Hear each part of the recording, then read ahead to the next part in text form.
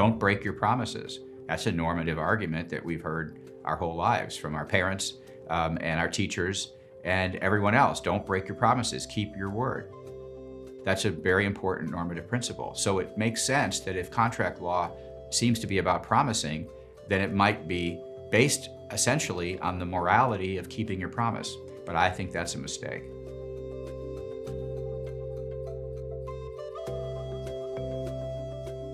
So the problem with contracts as promise was not that it was focused on morality, but it was the wrong morality. It was what you might call private morality, how we ought to act towards each other, as opposed to consent, which is based on what you might call public morality, and that is the rights that we have against each other and the power that each one of us has to affect our legal relations with our fellow citizen.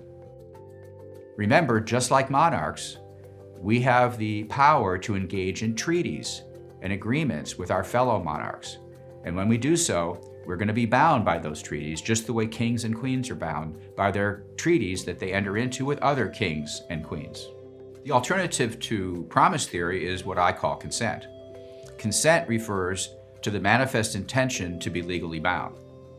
So promise plus something means promise some plus some indication that you mean that promise to be legally enforceable, because that's what at issue when you find a contract.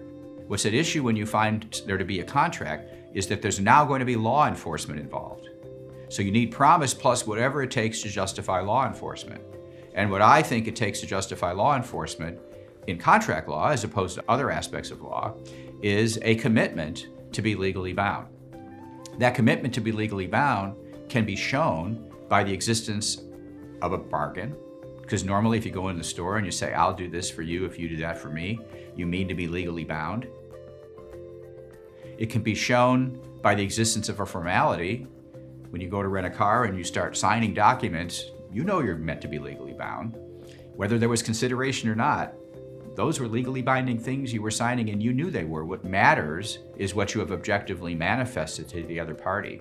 Have you manifested an intention to be legally bound? Whether or not you subjectively meant to or not, it explains the gap-filling rules of contract law, which actually should be considered as default rules that apply in the absence of you saying something else. And so you basically manifest your intent to be governed by contract law when you agree to be bound by a contract, unless you say otherwise.